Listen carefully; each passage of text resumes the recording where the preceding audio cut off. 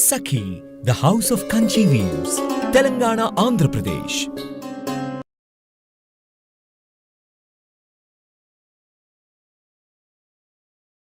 నమస్తే రమగారు. నమస్తే జయ. రమగారు, మీరు అడపా చిరంజీవి గారిది కపాలదుర్గంలో నుంచి కొన్ని స్టోరీలు చెప్పుకుంటూ ఉన్నాం కదా, ఇవాళ ఏమన్నా చెప్పుకుందామండి? దయ్యాల దిబ్బ వజ్రాల హారం.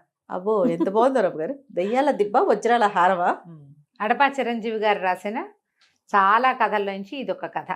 అయితే క్లాసిక్ బుక్స్ వాళ్ళు ఈ పుస్తకాలని ప్రింట్ చేశారు.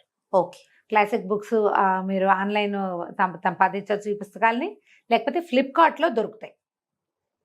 నేను బ్రీఫ్గా చెప్తాను, మీరు ఎలాబరేట్ కథ చదవాలి అని అనుకుంటే కనుక అడపా చిరంజీవి గారు ఈ కపాలదుర్గం పుస్తకాన్ని బుక్ చేసుకుంటే అందులో 5 ఉన్నాయి. మనం ఇంకో కథ చెప్తున్నాం అనమాట. కపాలదుర్గం ఇంతకుముందు చెప్పాం కదా. అవునండి. సో ఈ దయ్యాల దిబ్బ వజ్రాల హారం ఒక చిత్రమైన కథ, బాగుంది, ఇంట్రెస్టింగ్గా. శృంగ పర్వతాలని ఆనుకుని ఉన్న దేవళం అనే రాజ్యంలో ప్రజలంతా ఒకటే మాట చెప్పుకుంటున్నారట. ఏంటంటే మహారాణి స్వయంప్రభాదేవికి ఒక బ్రహ్మాండమైన వజ్రాల హారం ఉంది, అది మిస్ అయింది. ఓహో. ఆవిడ స్నానం చేయడానికి కొలంలోకి దిగుతూ కొలను గట్టున అది పెట్టారు. ఆ హారం కనపడలేదు. ఇక వెతుకుతున్నారు. అదేమిటి, ఆవిడ పూర్వోత్తరపు నగ, ఆవిడకి వాళ్ళ వంశపారంపర్యంగా వస్తున్నది, ఈవిడ దగ్గరికి వచ్చింది, స్వయంప్రభాదేవి దగ్గరికి వచ్చింది. రాజుగారు చంద్రవర్మ గారు చాలా సీరియస్గా ఉన్నారు దాని మీద. ఇక ముందు ఏంటి, ఏదైనా ఒక వస్తువు పోయిందంటే అంతఃపుర దాసదాసీ గణాలని వెతుకుతారు మొదట. అలాగే జరుగుతుంది. దాసీలు దాసులు అందరి పని అయింది. వీళ్ళ ఇళ్ళు వెతకడానికి మొదలుపెట్టారు. ఈ ఇళ్ళు వెతకడానికి వెళ్ళినప్పుడు ఒక చోట ఏమైంది, ఒక పథకం దొరికింది. ఆ పథకం ఎవరింట్లో దొరికిందో ఆ కుర్రాన్ని వాళ్ళ అమ్మని తీసుకొచ్చేసారు. అది ఎట్లా దొరికింది, వీళ్ళు ఒక్కొక్క ఇల్లు వెతుకుతుంటే మధ్యలో ఒక ఇంట్లో ఒక పూరి పాక, ఆ పాకలోకి వెళ్తే చిన్న పూరి పాక అంటే తెలుసు కదా మనకి, తాటాకుల పాక. తాటాకుల పాక పై భాగం కొప్పు కూడా పగిలిపోయి ఉంది. అయ్యో. పైనుంచి వాన ఏదైనా పడితే పడిపోతుంది కిందకి. అక్కడ ఉట్టి మీద ఒక పెరుగు గిన్నె ఉంది, ఇళ్ళల్లా పెరుగు చల్లేసి ఉంది. ఆ చిన్న ప్రాంతంలోనే పెరుగు చల్లబడి ఉంది, అంతే కింద పడిపోయింది. అదంతా కచాడుగా ఉండేసరికల్లా ఇక్కడ ఏదో జరిగిందని ఏం చేశారు, ఆ పెరుగున్న ఉట్టి మీద పెరుగు కుండ ఏది ఉందో దాన్ని దించారు. ఆ కుండలో అంత పెరుగుంది. దాని ఊరికే ఇట్లా కదిపేసరికి లోపల మిలమిలలాడుతూ కనపడింది. ఏమిటి అని చూస్తే అందులో ఒక బంగారు పతకం కనపడింది. ఆ బంగారు పతకాన్ని అందులోంచి తీసి శుభ్రంగా కడిగి చూస్తే దాని మీద శంఖముద్ర వేసింది ఒక పతకం. అది పెండెంట్, మనకు తెలిసిందే కదా, లాకెట్ అంటాం, పెద్దది. బహుశా ఇట్లా ఉండి హారం, ఇక్కడ పతకం ఉంటుంది. ఈ పతకం కొక్కి ఊడి ఉంది. పతకం దొరికింది, హారం ఎక్కడ? ఆ ఇల్లు ఎవరిది? శశికాంతుడు అని ఒక కుర్రాడు, వాళ్ళమ్మ అనసూయ. వాళ్ళు ఇంకా ఇంట్లో లేరు, తల్లి కొడుకు ఇంట్లో లేరు. వాళ్ళు కూడా అప్పుడే బయట నుంచి చూస్తున్నారు. అప్పుడే సైనికులు ఆ ఇంట్లోకి వెళ్ళారు. అందరిళ్ళు పరిశీలిస్తున్నారు కాబట్టి వీళ్ళు బయట ఉంచున్నారు. ఈ పథకం పట్టుకొచ్చాడు లోపలికి వెళ్ళిన సైన్యాధ్యక్షుడు. ఇదిగో పథకం కనపడింది, ఎవరిచ్చారు నీకు చెప్పంటే నాకు తెలియదు, నేను ఇప్పుడే వస్తున్నాను అన్నాడు కుర్రాడు. పథకంతో సహా కుర్రాన్ని వాళ్ళ అమ్మని మోసుకొచ్చేసారు సభకి. సభ అంతా తీర్చారు. రాజుగారు మంచి ఆగ్రహోదగ్రుడుగా ఉన్నాడు. నానా తిట్లు తిట్టి కేకలేశారు. అబ్బాయిని చెప్పమన్నారు. చెప్పంటే అబ్బాయి అన్నాడు, నేను ఆ పని చేయలేదు, నాకు అసలు తెలీదు. ఈ లోపల ఏమైంది, ఒక 5-6 వార్తలు వచ్చినాయి. ఏమిటి, ఒక గండభేరుండ పక్షి ఈ హారాన్ని ముక్కును తగిలించుకుని కాలిగోళ్ళకి తగిలించుకుని పరిగెడుతున్నట్టుగా ఎగిరిపోతున్నట్టుగా చాలామంది చూశారు అని. మంత్రి గారు ఏమన్నారు, ఒక పక్షిరాజు ఇట్లా దీని గొలుసును తీసుకుపోతున్నాడు వజ్రాల హారాన్ని. ఈ తీసుకెళ్తున్న క్రమంలో ఆ హుక్కు ఊడి ఆ పథకం వీళ్ళింట్లో పడి ఉండొచ్చు, ఆ గుడిసె పైనుంచి. అది పెరుగు కుండలో పడ్డం వల్ల పెరిగిట పడిపోయింది. అంతేగా ఎత్తు నుంచి ఒక వస్తువు పడింది, నిండుగా ఉన్నది చిందింది. అలా జరిగి ఉండొచ్చు. అంటే ఇప్పుడు జరిగి ఉంటుంది. మరి పక్షిరాజు ఏడి? నమ్మకంగా ఉండద్దు. ఓ పక్షి ఎత్తుకుపోయింది అన్న మాట ఊళ్ళో ఎలా చెప్పుకుంటారా? కాకెత్తుపోయింది అనము. అలాంటిదే తప్పిస్తే అది నిజం అవడానికి అవకాశం ఉందా? పక్షి మాంసఖండాలు తీసుకెళ్తుంది, వజ్రాల హారం ఎందుకు పక్షికి అన్నారు రాజు. ఈ లోపల ఏమైంది, కుర్రాడు ఏం చెప్పాడు, నేను కూటికి పేదను కానీ కులాన్ని పేదవాడిని కానండి. మా నాన్న కొలువులో పనిచేసిన వీరమల్లుడు ఇది వరకు భూశిస్తులు వసూలు చేసే ఉద్యోగంలో ఉండేవాడు. బందిపోటు దొంగలు వెంటపడితే ప్రాణాలకి తెగించి వాళ్ళతో పోరాడి శిస్తువులు తీసుకొచ్చి ఇచ్చినవాడు. మా నాన్న గతించిన తర్వాత అలవాటుగా దాసీగణాల ఇళ్ల మధ్యలో ఉండటం అలవాటై సైనికుల ఇళ్లలో నేను అక్కడే ఉన్నా. నాకేం కొలువులో ఉద్యోగం లేదు, నాకేం ఇవ్వలా మీరు. నేను అలవాటుగా ఉంటున్నాం కాబట్టి మేము అక్కడ ఉన్నాము అంతే తప్పిస్తే వాళ్ళలో ఎవరితోటి నాకు స్నేహము సౌభ్రాతృత్వము ఏమీ లేదు. నేనేదో పొట్టకుట్టికి పని చేసుకునేవాడిని, చిన్నగా యుద్ధ విద్యలు నేర్చుకున్నాను అంతే. నేను మా అమ్మ నేనే ఉన్నాం, మా దగ్గర ఏం లేదు, నాకు అవసరం కూడా లేదు అని ఇక కాస్త గట్టిగా అబ్బాయి తిరగబడ్డాడు. తిరగబడుతుంటే వీళ్ళకి అమ్మో వీరమల్లు కొడుక, వీరమల్లు చాలా గ్రేట్ అన్నారు ప్రజలంతా. మంత్రికి కూడా తెలుసు, రాజుగారు కూడా వీరమల్లు గుర్తొచ్చాడు. అతను ప్రాణాలకు తెగించి బందిపోటు దొంగలతో యుద్ధం చేసి డొక్కలో దిగిన కత్తితోటి వచ్చి డబ్బా అప్పచెప్పినవాడు. అతని కొడుకుని ఇంత పని చేస్తాడని మనం అనలేం, కానీ సాక్ష్యాలు లేవు. వాళ్ళ ఇంట్లో పథకం దొరికింది అంటే హారం వాడికి తెలుసు. రాజుగారు ముందు వెనక ఆడారు, ఏమీ ఇది కాల. అయితే ఏమన్నాడు రాజు, అయ్యా నువ్వు వీరమల్లు కొడుకు అయినంత మాత్రాన్ని నిన్ను వదలలేం. అపహరింపబడిన వస్తువులో ఒక భాగం నీ దగ్గర దొరికింది కాబట్టి నువ్వు అపరాధివనే నమ్మాలి. అయితే ఒకటి మనకు ఒక లెక్క ఉంది ఏమిటి, ఇక్కడ అపరాధం ప్రూవ్ కాకపోతే వీళ్ళకి ఈ రాజ్యానికి ఒక దిక్కున దయ్యాల దిబ్బ అని ఒక ప్రాంతం, ఈ అపరాధిని తీసిపోయి అక్కడ వదులుతారు. ఓహో, వాడు నేరం చేయకపోతే తెల్లవారి తిరిగి వస్తాడు, నేరం చేస్తే ఇక అంతే కథ. ఓకే. కానీ ఎప్పుడు ఆ దయ్యాల దెబ్బకి వెళ్ళి తిరిగి వచ్చిన వాడు ఎవడి దాఖలా లేవు ఇప్పటిదాకా. ప్రజలంతా ఆశ్చర్యపోయారు, అయ్యో నవనవలాడుతున్నాడు కుర్రాడు, ఎంత చక్కగా ఉన్నాడు, చెయ్యెత్తు కుర్రాడు, వీడిని క్షమించి రాజ్యంలో యుద్ధంలో చేర్చుకుంటే సైన్యంలో చేర్చుకుంటే ఏ సర్వసైన్యాధ్యక్షుడు అవడానికి సరిపడా ఉన్నాడు, కండలు తిరిగి కుర్రాడు. వీడిని దయ్యాల దిబ్బ కప్ప చెప్తున్నారే, వీళ్ళ నాన్న వీళ్ళ కోసం చచ్చిపోయాడు రాజుగారి కోసం. ఇలాగ అలా ఒక ముఖ మాట్లాడుకున్నారు. మంత్రి గారికి కష్టంగానేది, తల్లి నిర్ఘాంతపోయి కళ్ళు తిరిగి పడిపోయింది. దయ్యాల దిబ్బకి వెళ్తే కొడుకు తిరిగి రాడని, దయ్యాలు దిబ్బ అనగానే భయం వేస్తోంది కదా. ఇక ఏం చేస్తాడు, ఈ అబ్బాయిని లాక్కుపోయారు సైనికులు. తీసుకెళ్ళి చీకటి పడే లోపల దయ్యా దిబ్బ ఎక్కిచ్చేసేయాలి.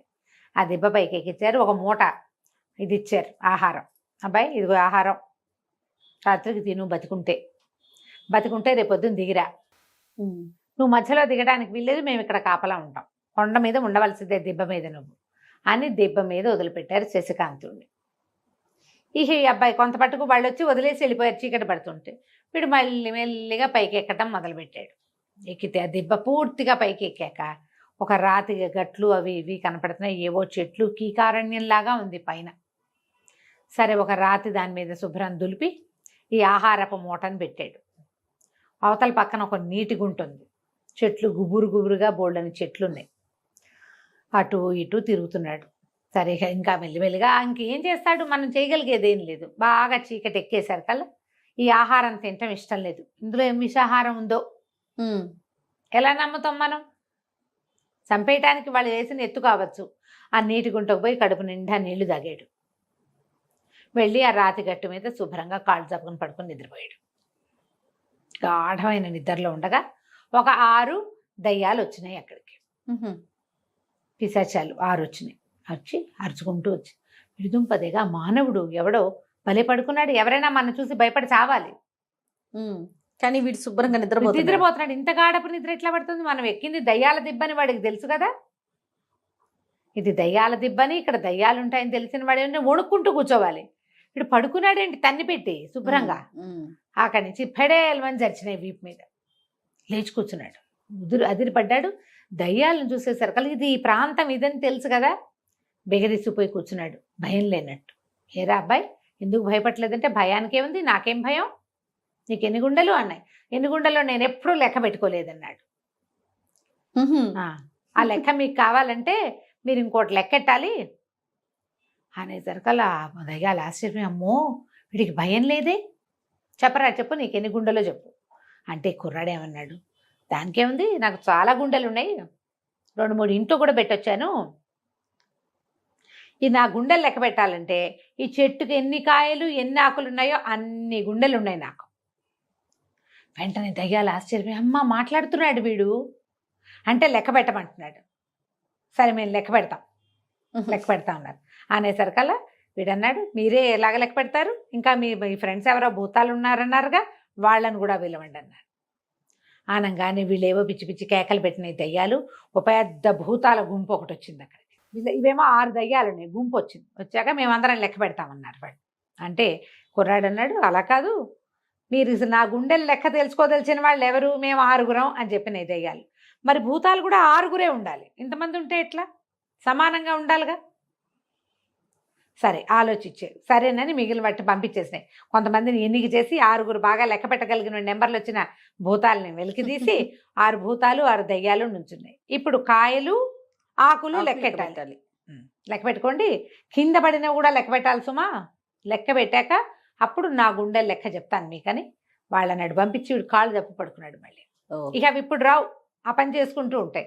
ఈ లోపల ఇట్లా పడుకునేసరికి అతనికి ఒక నవ్వు వినపడింది.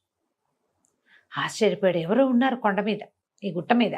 చూసేసరికల్లా చెట్ల వెనకాల ఒక ముస్సిలి ఆయన, చాలా వృద్ధుడు, ఎండిపోయిన శరీరంలో ఒక ఋషీశ్వరుడు కూర్చున్నాడు.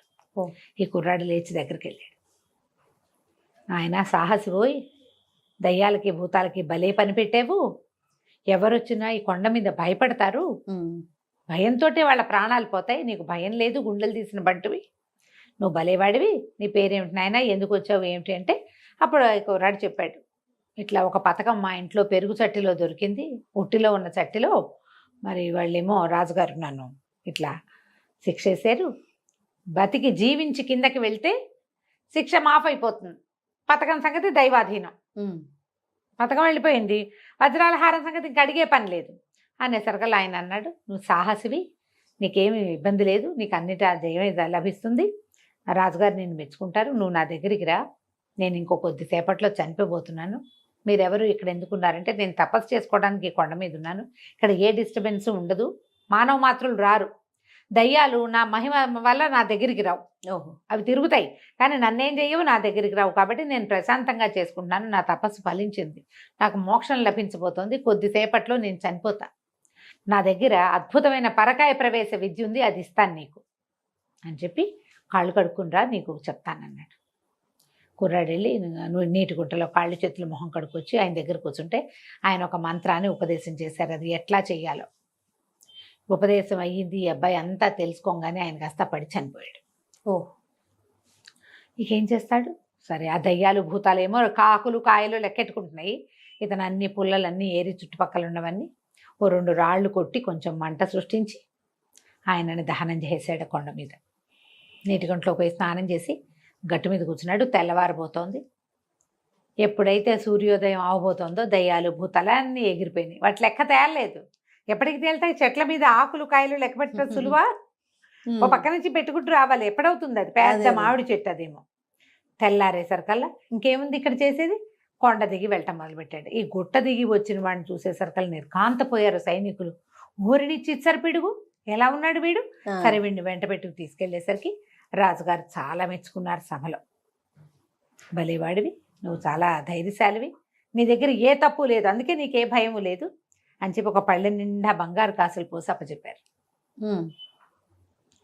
నువ్వు రాజ్యంలో పని చేయదలుచుకుంటే సైన్యంలో పని చేయొచ్చు, నీకే ఉద్యోగం కావాలంటే ఆ ఉద్యోగం తీసుకో అని ఆ డబ్బు ఇచ్చాడు. ఇస్తే అబ్బాయి ఏమన్నాడంటే, చాలా సంతోషం మహారాజా, కానీ వీరమల్లుడి కొడుకు మీద అపరాధం వేసి కొండ మీదకి దయ్యాల గుట్ట మీదకి పంపించారనే మాట నేను జన్మాంతం మోసుకోవాలి. ఆ పక్షి పట్టుకెళ్ళిన వజ్రాల హారం అది ఎక్కడుందో దాన్ని పట్టుకొస్తే గాని నేను కొలువులో చేరను. దానికోసం ప్రయత్నం చేసి తీరుతా. అది కదంబ రాజ్యం వైపు ఎగురుతూ వెళ్ళిందని వార్తలు వచ్చాయి వీళ్ళకి. నేను ఆ రాజ్యానికి వెళ్ళి వెతుకుతాను, నా ప్రయత్నం నేను చేస్తానంటే సరే, రాజుగారికి నచ్చింది ఆ మాట. అలాగే నన్నాడు. ఈ రాజుగారు ఇచ్చిన వరహాలు పట్టుకుని తల్లి కొడుకు ఈ రాజ్యాన్ని వదిలిపెట్టి ప్రయాణం మొదలుపెట్టారు. రెండో భాగంలోకి వచ్చాం. అమ్మ కొడుకు బయలుదేరి వెళ్ళారు. వీళ్ళు ఏం చేశారంటే, రాజుగారు ఇచ్చిన వరహాలన్నింటినీ పాత బట్టల సంచిలో పెట్టుకుని వెళ్ళిపోయారు. వెళ్తే వెళ్ళగా వెళ్ళగా నడిచి నడిచి, ఆ కాలంలో నడకలే కదా, ఏదైనా వాహనం దొరికితే దొరికినట్టు, సరే ఏదో బండి దొరికింది, ఒక ఊరు చేరారు. మొత్తానికి చేరితే ఒక పేదరాశి పెద్దమ్మ ఇంట్లో ఆగారు. నాయన ఇంకా నడవలేనురా అయ్యా, ఇంకేదైనా మార్గం చూద్దామంటే ఆ పేదరాశి పెద్దమ్మ చూస్తుంది అనమాట. పిల్లడు కాళ్ళు పిసికి వాళ్ళ అమ్మకి కాస్త దగ్గర కూర్చుని కుశలంగా అనుకుంటుంటే ఆవిడంటే, చాలా మంచివాడమ్మా నీ పిల్లాడు, మీరు ఒక పని చేయండి, మీరు కదంబ రాజ్యానికి వెళ్ళాలి కదా, కొంతమంది వ్యాపారస్తులు వచ్చారు, వాళ్ళు వెళ్ళిపోతున్నారు, వాళ్ళు ఆ వైపుకి వెళ్తారు, వాళ్ళతో పాటు వెళ్దురు కానీ మీరని చెప్పి ఆ బండి వాళ్ళతో వ్యాపారస్తులతో ఏర్పాటు చేస్తుంది. వాళ్ళు ఏమన్నారు, మేము మహేంద్ర రాజ్యం వెళ్ళిపోతున్నాం, మహేంద్ర నగరానికి వెళ్తాం, దారిలో కదంబ రాజ్యానికి వెళ్ళొచ్చు, ఒక చోట దింపుతాం, మీరు కొద్దిగా చిన్న దారి పడితే వెళ్ళిపోతారు. సరే తల్లిని బండి ఎక్కించి ఆ బండి వాళ్ళతో పాటు వెళ్ళిపోయాడు శశికాంతుడు. తల్లి తీసుకుపోయాడు. తీసుకెళ్ళి మెల్లిగా కదంబ రాజ్యంలోకి ఎంటర్ అయ్యారు. అక్కడ ఒక సత్రంలో దిగారు. దిగి లోపల గదుల్లో ఉండొచ్చు, వాళ్ళు భోజనము పెడతారు, ఏదో వీళ్ళైనా వండుకోవచ్చు. సరే తల్లిని కొంచెం కంఫర్టబుల్గా ఉంచి, అమ్మ ఊళ్ళోకి వెళ్ళి చూసొస్తాను, ఏదైనా ఇల్లు దొరుకుతుందేమో చూస్తా, అసలు ఇక్కడ ఆనుపాను కనుక్కుందామని. ఈ కదంబ రాజ్యం ఏంటంటే వజ్రాల వ్యాపారులకి పెట్టింది పేరు. ఈ నగ ఏ నగనైతే ఈ పక్షి పట్టుకొచ్చిందో అది ఎవరికైనా దొరికితే దాన్ని అమ్మాలంటే కదంబ రాజ్యంలో అమ్మాలి. అక్కడ రత్నాల వ్యాపారం పెట్టింది పేరు. సరే ఏం చేశాడు, ఇతను రోడ్ల మీదకి తిరుగుతున్నాడు. వెళ్తూ ఉంటే ఒక చోట ఒక తనయుడు వాడే ఒక కుర్రాడు, చెయ్యెత్తు ఉన్నవాడు, ఏటో కూర్చుని కళ్ళు తుడుచుకుంటున్నాడు ఒక చోట. వీరికి కాస్త అనిపిస్తుంది, నాయుడు వాడు అంత 25 వాడు ఎవరైనా కళ్ళు తుడుచుకుంటారా, ఏడుస్తారా రోడ్డు మీద కూర్చుని? ఏదో కష్టం వచ్చింది వీడికని పోయి వాడి దగ్గర కూర్చున్నాడు. నీ పేరేమిటి మిత్రమా, ఎందుకు దుఃఖపడుతున్నావు, ఏదైనా బాధపడుతున్నావా, ఏదైనా అయ్యిందా, ఏదైనా ప్రమాదం జరిగిందా, ఏదైనా పోగొట్టుకున్నావా అని ప్రశ్నించాడు. ఆ కుర్రాడి పేరు దేవముఖుడు. ఆడేం చెప్పాడంటే, మా అమ్మ నేనునే మాకెవరు లేరు, మా అమ్మ చిన్న పనిచేసి డబ్బు సంపాదిస్తుంది, నాకు కూడా క్షత్ర విద్యలు వచ్చు కానీ ఉద్యోగం సద్యోగం ఏం దొరకలేదు, ఏదో తేలిగ్గా చేసుకునేవాళ్ళం చిన్న పనులు. మా అమ్మ దగ్గర కొంచెం డబ్బులు కూడినాయి, ఒక మంచి గేదెను కొనుక్కురమ్మని డబ్బులు ఇచ్చింది, డబ్బులు పుచ్చుకొచ్చాను నేను. పుచ్చుకొస్తే ఒక వ్యాపారస్తుడు ఒక జబ్బు గేదె అనేది ఇంత దాని పొట్ట ఇంత లావుగా అంటే అది ఈనమవుతోందని నాకు నమ్మించి, మామూలుగా ఏం చేస్తారంటే ఈతకి సిద్ధంగా ఉన్న గేదెను కానీ ఆవును కానీ కొనుక్కుంటారు పాల కోసం. వెంటనే ఇంటికి తీసుకెళ్ళి 3-4 రోజుల్లో ఈంతే వెంటనే పాలు వ్యాపారంలోకి దిగిపోవచ్చు. నేనేమో అట్లా నమ్మాను. వాడు కాస్త దానికి చాలా రేటు తీసుకుని మా అమ్మ ఇచ్చిన డబ్బులన్నీ లాగేశాడు. ఆ గేదె కాస్త 4 అడుగులు లేకుండానే చచ్చిపోయింది. అయ్యో. అతనేమో నువ్వు చూసుకుని కొనుక్కోవాలి, నాకేం సంబంధం అని వెళ్ళిపోయాడు. కనపడలేదు, నాకేం చేయాలో తెలియటంలో, ఇంటికి వెళ్ళి మా అమ్మకి ఏం సమాధానం చెప్పాలో, 2 ఏళ్ళగా కూడబెడుతున్న డబ్బులు అని దుఃఖపడుతున్నాను, ఏం చేయాలో తోచక అనేసరికల్లా కుర్రాడు అన్నాడు, లోపల నుంచి జేబులోంచి డబ్బులు తీసిచ్చాడు. తీసి రాజుగారు ఇచ్చిన వరహాలు దాచుకున్నాడు కదా, ఈ ఊరు వస్తున్నప్పుడు జాగ్రత్తగా చిన్న మూట కట్టి తెచ్చుకున్నాడు. అందులోంచి లెక్క పెట్టి వాళ్ళ అమ్మ ఇచ్చిన డబ్బులు వాడి చేతికి ఇచ్చాడు. మీ అమ్మకి ఈ డబ్బులు ఇచ్చేయి, రేపొద్దున రా, నిన్ను మోసం చేసిన వ్యాపారస్తుడి పని పడదాం మనం, నీకు అతను మొహం గుర్తుందంటే గుర్తున్నాడు అన్నాడు. ఓ డబ్బులు వద్దన్నాడు కానీ ఒప్పుకోవాలి శశికాంతుడు. కాదు, నువ్వు డబ్బులు పెట్టుకెళ్ళు, ఇంటికి వెళ్ళి గేదా లేకుండా డబ్బులు లేకపోతే మీ అమ్మ ఏమంటుంది, డబ్బులు పెట్టుకెళ్ళమన్నాడు. సరే దేవముఖుడు వెళ్ళిపోయాడు. ఈ శశికాంతుడు కాస్త అటు ఇటు తిరిగి సత్రానికి వెళ్ళిపోయాడు. రాత్రి ఏదో అన్నాలు తిని పడుకున్నారు. మర్నాడు పొద్దున ఈ వ్యాపారపు కూడలి సంతలు ఎక్కడ పెట్టారో అక్కడికి వచ్చాడు. వస్తే దేవముఖుడు కూడా వచ్చి ఉన్నాడు అక్కడ. సరే ఇద్దరు కలిసి నడుస్తున్నారు. నడుస్తుంటే ఈ లోపల ఏమైంది, వీళ్ళకి ఒక బండి కనపడింది పెద్దది.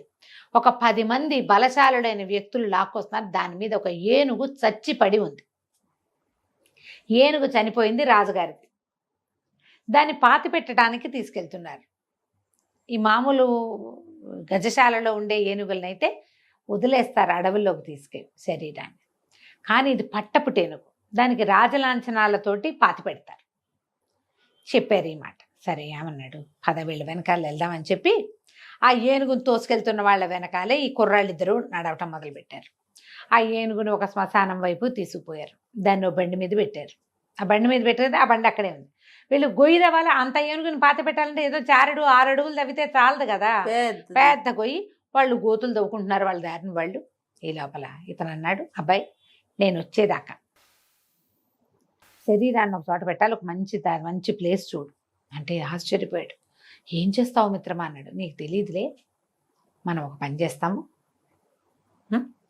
అని చెప్పి ఈ శ్మశానంలో ఒక పక్కన గుబురుగా ఉన్న చెట్ల మధ్య ఈ శశికాంతుడు తన శరీరాన్ని వదిలిపెట్టేసి ఆ ఋషి దగ్గర నేర్చుకున్నాడు కదా పరకాయ ప్రవేశ విద్య, ఆ పరకాయ ప్రవేశ విద్యతోటి ఏనుగులోకి ప్రవేశించాడు. ఆ బండి మీద ఉన్న ఏనుగు కాళ్ళు జాడిచ్చి లేచి నుంచుంది. వాళ్ళ దగ్గర వాళ్ళు తవ్వుకుంటున్నారు. ఈ ఏనుగు నుంచోవటం అది వాళ్ళు ఎవ్వరూ గమనించాల. అది తవ్వుడు పెద్ద పని కదా. గోతులోకి దిగాక పైన ఏం జరుగుతుందో వాళ్ళకి కనపడ్డ కూడా కనపడదు. దానికి కాపలా ఎందుకు, చచ్చిన ఏనుగుకి దాన్ని వదిలి వీళ్ళ దారి వీళ్ళు పని చేసుకుంటున్నారు. ఆ ఏనుగుని వెంబడి పెట్టుకుని నడవటం మొదలుపెట్టాడు. దేవముఖుడికి చెప్పాడు ఏనుగు మనిషి గొంతుతోటే, మిత్రమా నన్ను నువ్వు ఎక్కడైతే నువ్వు గేదెని కొన్నావో అక్కడికి తీసుకెళ్ళి ఆ వ్యాపారస్తుని పట్టుకొని నన్ను నమ్ముతానని చెప్పాలి నువ్వు. ఆశ్చర్యపోయాడు. కానీ బయలుదేరి ఇద్దరు నడవటం మొదలుపెట్టారు. ఏనుగు, దాని వెనకాల వీడు దేవముఖుడు. ఆ సంతలోకి వెళ్తే జనమంతా ఆశ్చర్యపోయారు. ఏమిటి ఏనుగుని తెస్తావు, ఏమిటంటే ఇది బ్రహ్మాండమైన ఏనుగు, చెప్పిన మాట వింటుంది, ఏం చెబితే అది చేస్తుంది, దీనంత ఆజ్ఞాకారి ఏనుగు ఇంకొకటి ఉండదు, ఇది నేను అమ్ముతా అన్నాడు. అనగానే అందరూ ఏనుగును ఏం చేసుకుంటాము, ఏనుగును ఎవడైనా కొనుక్కుంటాడా అని అందరు నవ్వారు. నవ్వుతారేంటి, రాజుగారి పట్టపు ఏనుగు చచ్చిపోయింది. అవునవును అన్నారు. ఇందాక తీసుకెళ్ళారు కదా, అదే ఇదని ఎవడికి తెలుస్తుంది, ఎవడికి తెలీదు. అవును, రాజుగారి పట్టపు ఏనుగు చనిపోయింది మార్కెట్ అంతా. ఇప్పుడు ఈ ఏనుగును చూపిస్తే మాట వినే ఏనుగును వద్దంటాడా రాజు? నాకు రాజుగారితో మాట్లాడి బేరం చేసేంత అవసరం లేదు. ఎవరైనా కొనుక్కోండి, రాజుగారికి మారు బేరానికి అమ్ముకోండి, మంచి రేట్ ఇస్తా. ఈ వ్యాపారస్తుడు ఎవడైతే గేదె నమ్మాడో వాడొచ్చి నుంచున్నాడు. దేవముఖుడు గుర్తుపట్టి, ఈ ఏనుగు మాట వింటుందన్న గ్యారంటీ ఏమిటి అని అడిగాడు ఆ వ్యాపారస్తుడు, ఆ గేదె అమ్మినవాడు. దేవముఖుడు అన్నట్టు పరీక్ష చేసుకో కావాలంటే అనేసరికల్లా ఆ ఏనుగుని అడిగాడు. నీ దొర కదా అయినా, మీ రాజు, నీ ప్రభు, ఇతనికి ఎట్లా దండం పెడతావు చెప్పు ఏనుగు అంటే అది తొండమెత్తి ఘీంకరించింది. ఇట్లా దండం పెడతాను. ఎవరైనా మీ రాజును ఏదైనా చేయడానికి వస్తే ఏం చేస్తా అంటే పక్కన ఉన్న గుమ్మడికాయను ఒక తొక్కింది, దాన్ని అట్లా చిత కొడతానని. అందరూ చప్పట్లు కొట్టారు, ఆశ్చర్యపోయారు. మాకంటే మాకన్నారు. అంటే ఇతను ఏమన్నాడు, నేను అందరికీ ఇవ్వనండి, ఏనుగుని పరీక్షించిన వాడెవడు, ఈయన పెద్ద మనిషి, ఇలా ఉండాలి పెద్ద మనిషి అంటే, ఈయనకైతే అమ్ముతాను అని చెప్పి గేదెని ఏ రేటుకి తను కొన్నాడో ఆ రేటుకి అమ్మేశాడు ఏనుగుని. ఆయన డబ్బులు చేతిలో పెట్టి నడిచొచ్చేసాడు. చేతిలో పెట్టగానే నడిచేసాడు దేవముఖుడు. 4 అడుగులు వేయగానే ఏనుగు బొర్ల పడింది, అంతేగా వెళ్ళిపోయింది బాడీలోకి. ఇతను నడిచెళ్తుంటే శశికాంతుడు లేచి వచ్చాడు. ఈ లోపల ఏమైంది, ఆ భటులు చూసుకున్నారు, ఏనుగేది వెతుకుంటున్నారు వాళ్ళు. అక్కడ చచ్చిపడి ఉండవలసిన ఏనుగు ఇప్పుడు మార్కెట్లో చచ్చిపడి కనపడింది. అందరూ అరిచి కేకలు పెట్టారు. ఈ వ్యాపారస్తుడు ఎవడో తెచ్చి దీన్ని అమ్మాడంటే, ఎట్లా తెచ్చారు, ఎట్లా అమ్మారు, అది ఎట్లా వచ్చింది, ఆ వ్యాపారస్తుడిని పట్టుకున్నారు. ఇక వాళ్ళని ఏం చేశారో వీళ్ళకి తెలిసి వచ్చేసారు ఇద్దరు. అప్పుడు ఇద్దరు మాట్లాడుకుంటూ, నువ్వు ఎంత సహాయం చేసావు, ఎక్కువ డబ్బులు తీసుకోపోయావంటే, ఎందుకు వాడి సొమ్ము నాకు అంటే, వీడు మంచి నిజాయితీ పరుడు దేవముఖుడు. సరే ఇతను అన్నాడు శశికాంతుడు, మా అమ్మ సత్రంలో ఉంది, ఏదైనా ఇల్లు కావాలి, ఇల్లు చూసి పెట్టు మిత్రమా నాకు అన్నాడు. నీకు ఇల్లు ఎందుకు, మా ఇల్లు ఉంది, పెద్ద ఇల్లే, మా అమ్మ పేరు శాంభవి, తండ్రి లేడు, మీ అమ్మ మా అమ్మ కలిసి ఉంటారు, మన ఇద్దరం కలిసి పని చేసుకుందాం, సరదాగా కలిసి ఉందాం, ఫ్రెండ్స్ కదా మనం అని చెప్పి మా ఇంటికి రాని ఒప్పించాడు. సరే ఇతను వెళ్ళి మూటాముల్లే తీసుకొచ్చి వీళ్ళింట్లో ప్రవేశించారు. దేవముఖుడి ఇంట్లోనే వీళ్ళు కూడా ఉండటం మొదలుపెట్టారు. ఇక రోజు ఏదైనా పని చేయడానికి ఈ అబ్బాయి మార్కెట్ అంతా తిరుగుతున్నాడు. ఇతనికి ఏమిటి, వజ్రాలు వాటి మెలకువలు తెలుసుకోవాలని ఉంది. ఓకే, ఈ వజ్రాల వ్యాపారస్తుల షాపుల్లో అన్ని షాపులకు వెళ్ళాడు, ఎవరు తీసుకోవాలి, కొత్త మనిషికి పని ఇవ్వరు. సరే వాళ్ళ అన్ని షాపులు చూశాక సందు మొదట్లో ఇతను నుంచుని ఆలోచిస్తున్నాడు. దేవముఖుడు ఎటో ఉన్నాడు, వస్తాడని చూస్తున్నాడు. ఈ లోపల ఏమైంది, ఆ హోటల్ పక్క నుంచి లోపల వైపు నుంచి సందులో నుంచి కేకలు వినపడ్డాయి, పట్టుకోండి దొంగ అని. ఒక దృఢకాయుడు ఒక అతను చిన్న ఇట్లా గుడ్డ మూటను ఒక దాన్ని పట్టుకుని పరిగెడుతున్నాడు. వెనకాల నుంచి అతన్ని దొంగ అని సంబోధిస్తూ కేకలు వినపడతాయి. అనగానే ఓహో ఎవరిదో మూట వీడు కొట్టేశాడు, అదే కాబోలని ఇతను ఏం చేశాడు, అడ్డం పడ్డాడు వెళ్ళి శశికాంతుడు.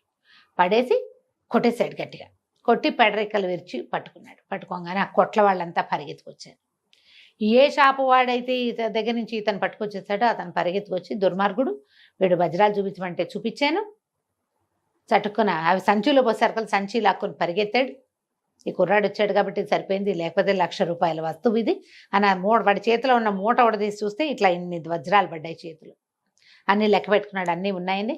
అతన్నేమో సైనికులకు అప్పచెప్పారు, రాజస్థానానికి అప్పచెప్పేసి ఈ శశికాంతుని రాబాబు కాస్త మంచినీళ్ళు తాగిల్దు కానీ వెంబడి పెట్టు తీసుకుపోయాడు కోర్టులోకి. ఎవరో నువ్వు, ఏమిటి, ఏ ఊరు అంటే, నేను వజ్రాల వ్యవహారంలో మెలకువలు తెలుసుకోవాలనుకున్నానంటే, ఏదైనా పని కోసం వెతుకుతున్నా, దొరకలేదు, మీ దగ్గర మీ ముందు కొట్లు ఫ్రంట్ ఆఫీస్లో అడిగాను, ఎవరు ఏం పని లేదంటే నేను వెళ్ళిపోతాను. నీలాంటి వాడికి పని లేకపోవటం ఏంటి నాయన, సమయస్ఫూర్తితో వాడిని పట్టుకున్నావు. చాలామంది దొంగ అంటే తెల్లమొహాలు వేసుకొని చూస్తారు, ఇంత చురుకైన వాడివి నువ్వు నా దగ్గరుండు, నేను పొరుగుళ్ళకి తిరుగుతాను బాగా, నాకు సహాయం కావాలి అని చెప్పి ఈ శశికాంతుడిని కొంచెం మంచి జీతం ఇచ్చి తన దగ్గర పనిలో పెట్టినాడు. వీళ్ళ దగ్గర డబ్బులు ఉన్నాయి కానీ అవి ప్రదర్శన లేదు, వాళ్ళు చూపించట్ల, సాధారణ జీవితమే గడుపుతున్నారు. ఇక్కడ పని చేయాలి, ముందు ఒక వజ్రాల హారం ఈ ఊళ్ళోకి వచ్చిందా అని కనుక్కోవాలి అంటే ఈ వజ్రాల వ్యవహారం మీద కొంత ఆకలింపు కావాలి, ఎంతో కొంత. సరే తను చేరి మెల్లిగా దేవముఖుడిని కూడా పనిలో పెట్టాడు. ఇద్దరు కలిసి పనిలోకి వెళ్ళి వస్తుండేవాళ్ళు. అమ్మలు ఇద్దరు కబుర్లు చెప్పుకుంటూ పని చేసుకునేవాళ్ళు. రోజులు గడిచే కొందికి ఇతను వజ్రాలు వాటిని గుర్తుపట్టడం ఎట్లా ఇట్లా అన్నీ తెలుసుకున్నాడు. రోజులు బాగా గడిచినాయి. అయితే ఒకసారి పారాయి ఊరు ఎక్కడికో వెళ్ళారు. వేరే ఊరు వస్తుంటే ఊరు వెళ్ళి వస్తుంటే కొంతమంది దొంగలు పడ్డారు. ఈ దారి దోపిడీ వాళ్ళు, తర్వాత ఏమో బందిపోట్లు, ఇలాంటి ప్రమాదాలు ఉండేవి ఆ రోజుల్లో. ఊరికి మధ్యలో చిట్టడవులు అవి ఉండేవి. పడేసరికల్లా ఈ శశికాంతుడు చాలా సమయస్ఫూర్తితోటి ఆయన్ని రక్షించి ఆయన దగ్గర ఉన్న నకిలీ వజ్రాలు ఇప్పించి అసలు వజ్రాలు దాపెట్టించి ఇంటికి చేర్చాడు. దాంతో ఆయన బాగా నమ్మకం వచ్చింది. ఆయన నమ్మాక ఇతను ఏం చేశాడు, వచ్చేటప్పుడు రాజుగారి దగ్గర నుంచి ధవళ రాజు నుంచి వచ్చేటప్పుడు ఆ వజ్రాల హారం తాలూకు నకలు గీయించుకొచ్చాడు, ఫోటో సేమ్ బొమ్మ. అదే మామూలుగా హారాలు అవి భద్రపరిచేటప్పుడు ఖజానాలో ఏం చేస్తారంటే దానికి ఒక బొమ్మ గీసి పెడతారు. ఓహో, అది మిస్ అయితే దాని ఇది ఉండటం కోసం మనం ఫోటోలు తీసుకుంటున్నాం కదా ఇప్పుడు, అట్లా ఈ పథకం లేకుండా ఉన్న హారం ఫోటో ఇతని దగ్గర ఉంది. చూపించాడు, ఇలాంటిది ఏదైనా మీకు అమ్మకానికి వచ్చింది అంటే ఆయన అది చూడగానే చెప్పాడు, నా దగ్గరికి రాలా. కీర్తిముఖుడని మన స్నేహితుడు ఒకడు, అతను ఇది చాలా ఖరీదైపోయి అయిన వజ్రాల హారం, ఇది నేను కొనలేను, అతను కొంటాడు, అతని దగ్గరికి వెళ్ళి కనుక్కుందాం. ఇతను మెల్లిగా జరిగిన సంగతి చెప్పాడు. దాన్ని ఆనుపాను కనుక్కోవాలి నేనంటే కీర్తిముఖుడి దగ్గరికి తీసుకుపోయాడు.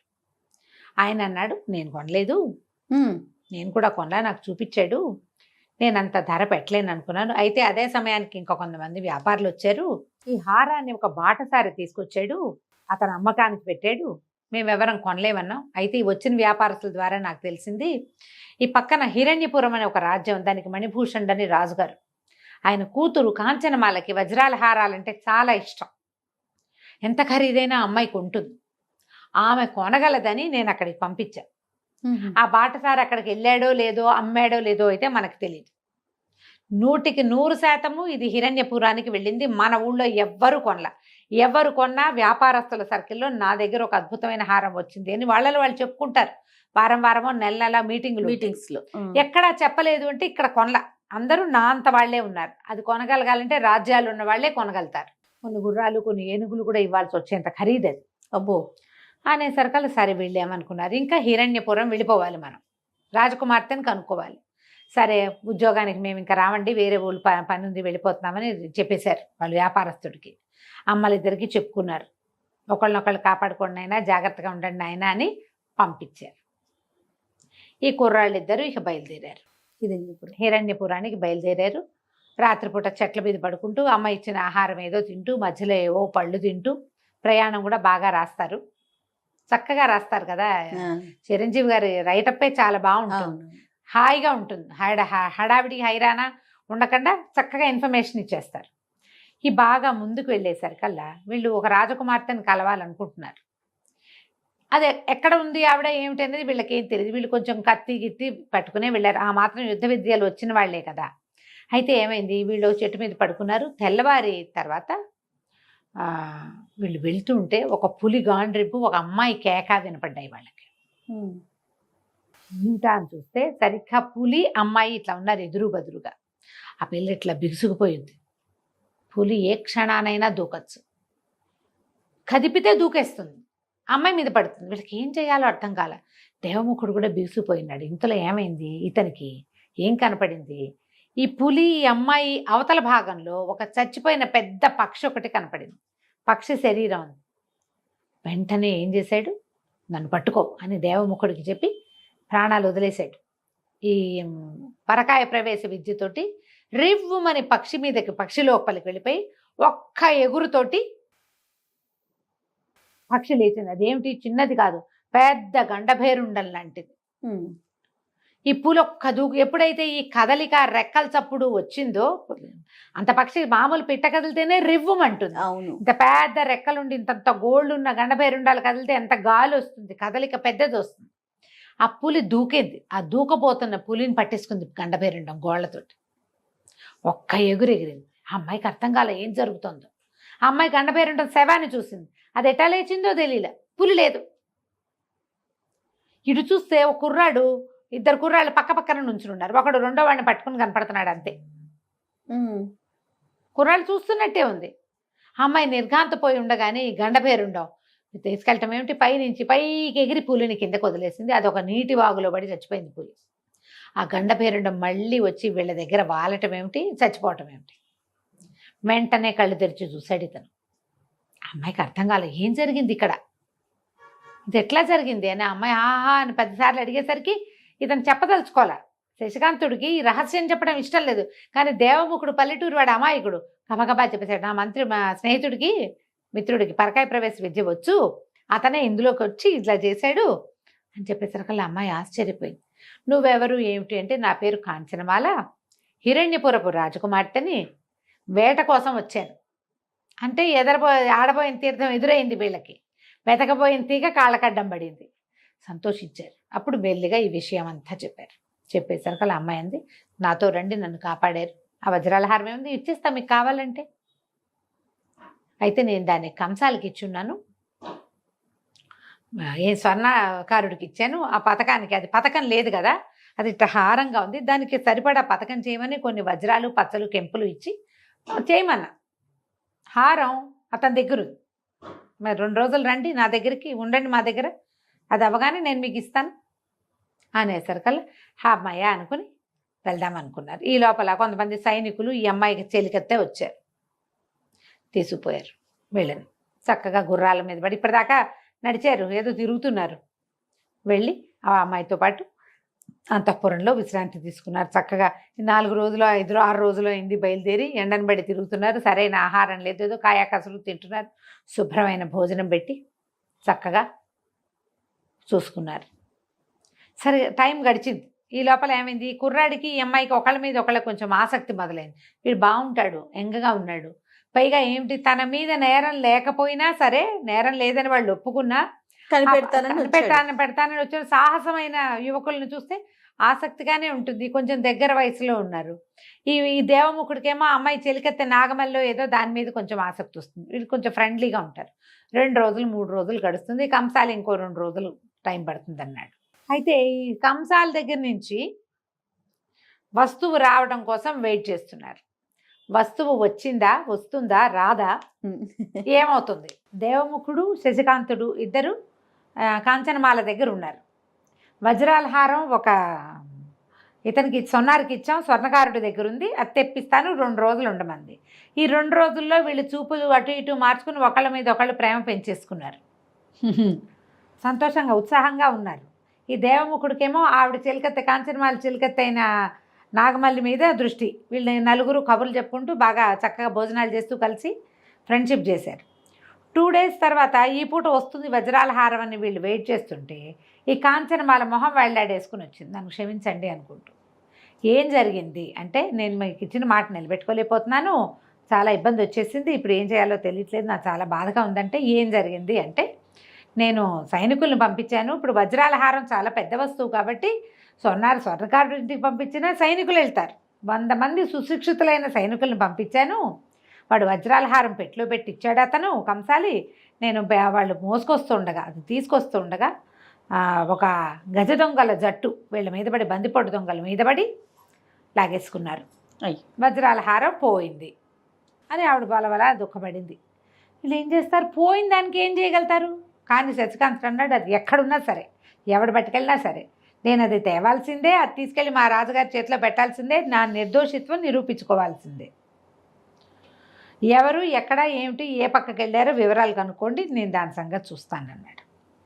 యువరాణి కొంచెంసేపు ఏదో మాట్లాడి కాస్త దిగులుగా కూర్చొని లేచి వెళ్ళిపోయింది.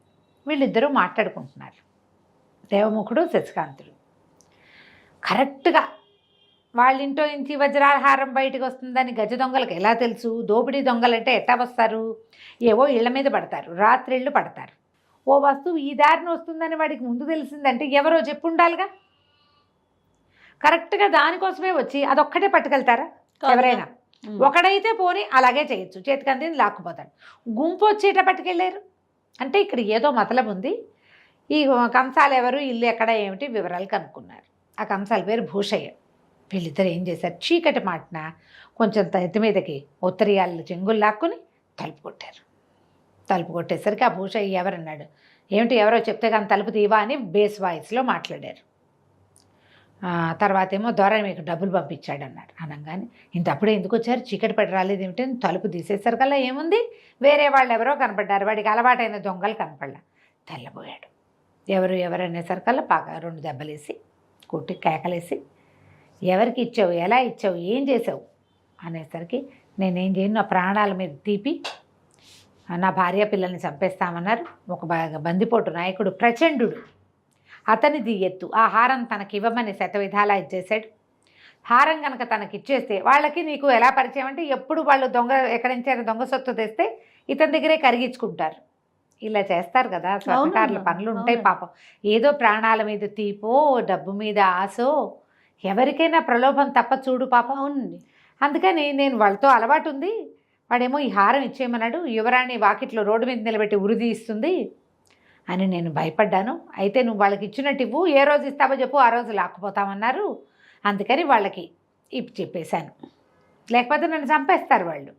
నాకు ఇన్నాళ్ళు వాడి దగ్గర డబ్బులు తీసుకున్నది బాగానే ఉంది, కానీ ఇప్పుడు వస్తువు ఇవ్వకపోతే చంపేయటం ఖాయం. ఇంతమందికు వ్యాపారం చేశాడు వాళ్ళతోటి, కానీ ప్రమాదకరమైన వ్యక్తులతోటి వ్యాపారం ఎన్నాళ్ళు ముద్దుగా సాగుతుంది?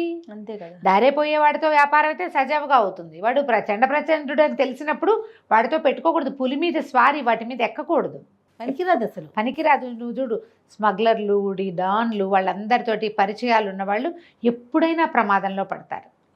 వాళ్ళ వల్ల వచ్చే వెసులుబాటు ఎంత బాగుంటుందో ప్రాణాపాయం అంత సింపుల్గా వచ్చేస్తుంది. ఎప్పుడు అంతే, ప్రమాదకర వ్యక్తులతో ఎప్పుడు పెట్టుకోకూడదు. సరే, ఏం చేశారు వీళ్ళిద్దరు, వాటి బెదిరించారు బాగా. బహుశా నీ ప్రాణాలకు మా ప్రాణాలు అడ్డేస్తాం, యువరాణికి అప్పచెప్తాం. ఆవిడ కూడా నేనేమందు, నేను చెప్తాను, వాళ్ళు ఎక్కడుంటారో చెప్పు అని దారి పటం అంతా గీయించుకుని యువరాణి దగ్గరికి వెళ్ళి జరిగిందంతా చెప్పి, ఈ భూషయ్యని వీడు పెళ్ళాం పిల్లల్ని ఎప్పుడో ఊరు దాటిచ్చేసాడు. రాజకుమారితో ప్రమాదం వస్తుందో, చండ ప్రచండుడితో ప్రమాదం వస్తుందోనని ఇప్పుడు ఒక్కడే ఉన్నాడు. తీసుకుపోయి ఆ భూషయ్యని యువరాణికి అప్పచెప్పారు. వీడిని జాగ్రత్తగా చూసుకో, వీడి ప్రాణాలు ప్రమాదం రాకుండా చూడండి. నేను వెళ్ళి వజ్రాలహారం ప్రచండుడు ఎక్కడుంటాడో దారి చెప్పాడు, మేము అక్కడికి వెళ్తామన్నారు. వీళ్ళు ఇద్దరు వెళ్ళారు. సరే, ఆ దారి చూసుకుని ఓ చోట ఎక్కడో పడుకున్నారు రాత్రి. ఇంకా కొంచెం ముందుకెళ్ళేసరికల్లా బోల్డంతమంది ఆటవికులు పట్టేశారు వీళ్ళని. ఆటవికులు పట్టారు. విపరీతంగా దుమ్మిలాగా జరిగింది. దుమ్మిలా జరిగితే వీడు గట్టిగట్టిగా అరిచాడు శశికాంతుడు, ఇంతమంది పడతారేంటి, ఎవడొస్తాడో రండి అనేసరికల్లా వాళ్ళు కూడా పద్ధతిగా నుంచున్నారు. గుంపంతా ఓ పక్క నుంచుని ఒక మంచి బలశాలిగా ఉన్న వాడిని పంపించారు. ఒరి, వీళ్ళకి ధర్మం ఉంది చాలా, ఆటవికలకి దొమ్మిగా ఉంటుంది. వాళ్ళకి ఒకళ్ళతో ఒకళ్ళు 1 to 1 అనేది ఉండదు వాళ్ళ దాంట్లో.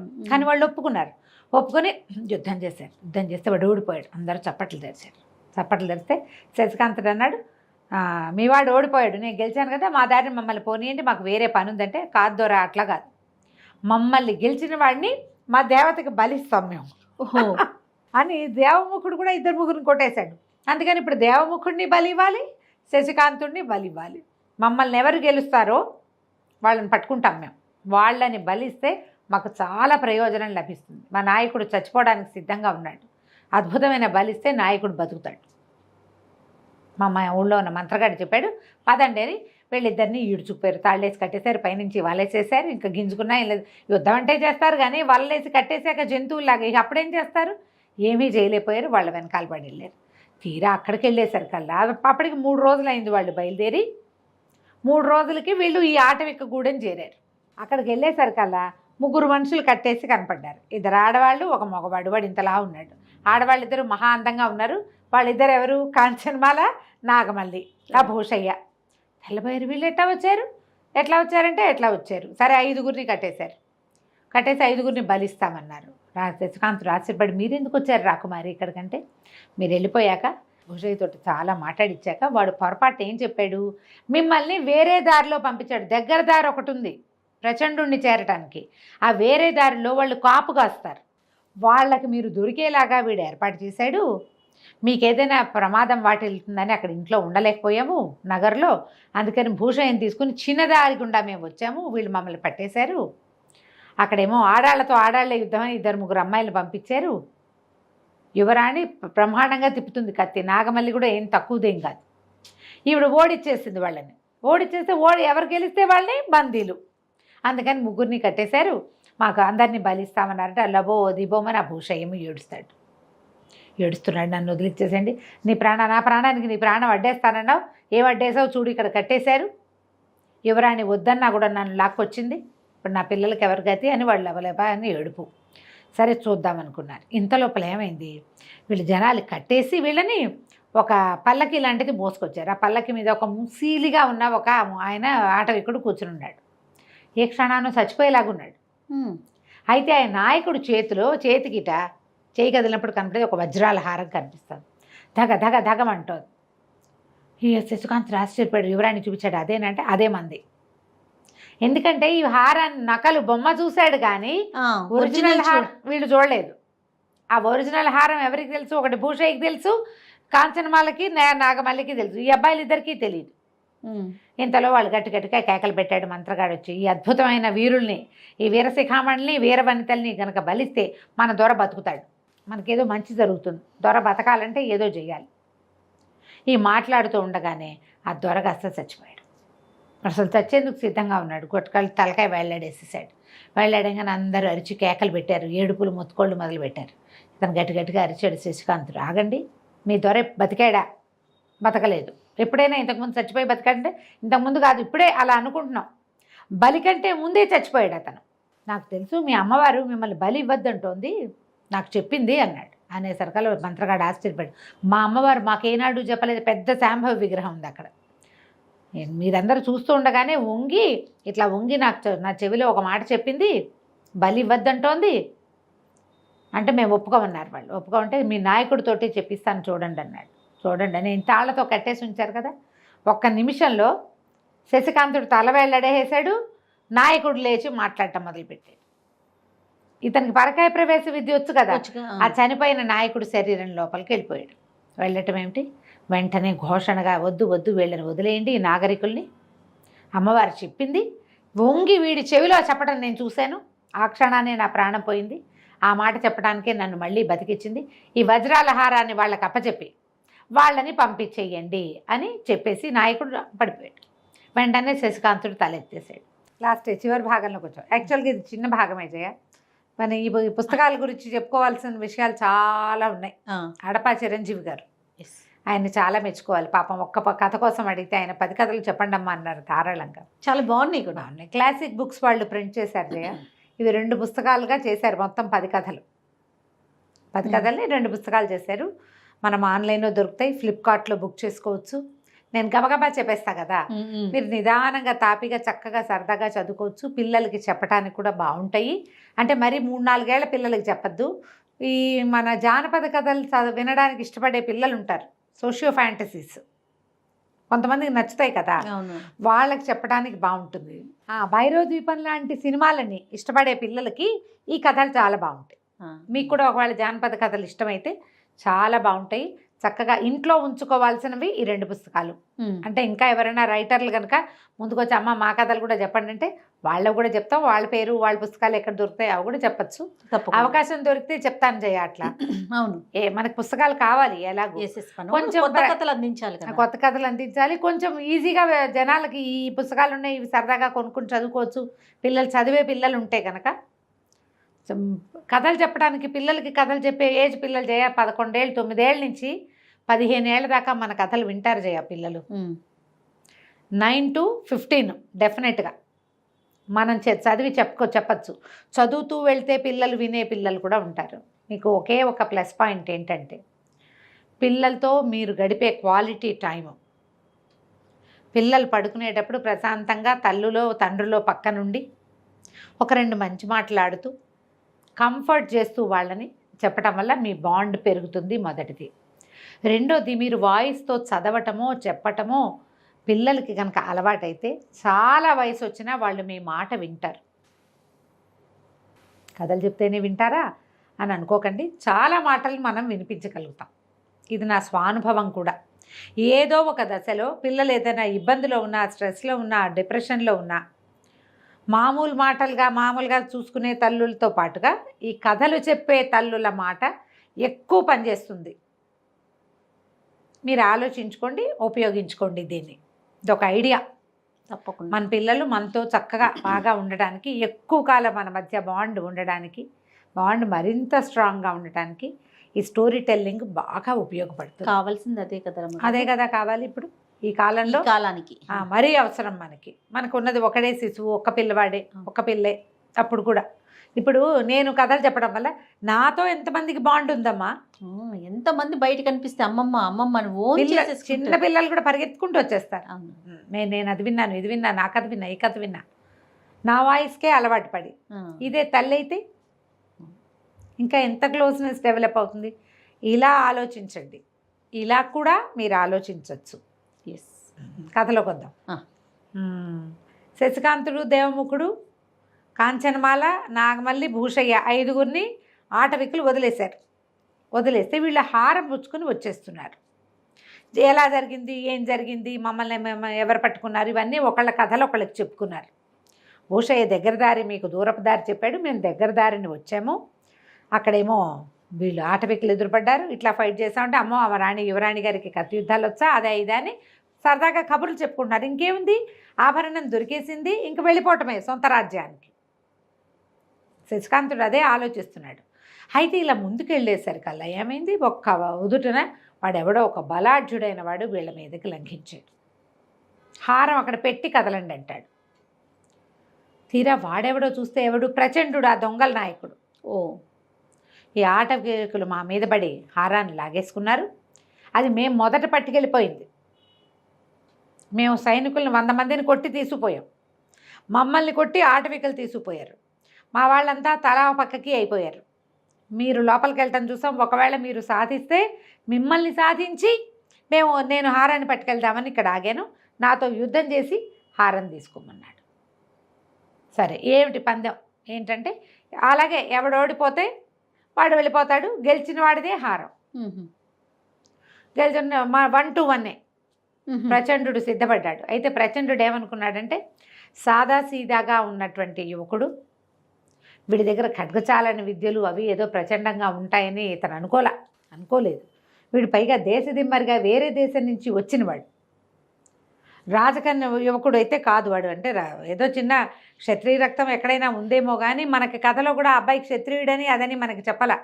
కానీ వాళ్ళ నాన్న ఉద్యోగస్తుడు ఆ నగరంలో. ఇద్దరు యుద్ధం మొదలుపెట్టారు. ఎంత బాగా యుద్ధం చేశాడో శశికాంతుడు. ఎందుకంటే అబ్బాయి ముందు నుంచి ఖడ్గ విద్య నేర్చుకుని ఉన్నాడు. ఇప్పుడు ఒకడు నేను ఇంత పని చేస్తాను, ఆ ఊరు నుంచి వేరే దేశం నుంచి ఒక పక్షిని వెతుకుతూ అది హారాన్ని వెతుకుతూ వచ్చాడంటే వాడికి ఏదో ఒక దమ్మో దిలాసావో ఉండాలిగా.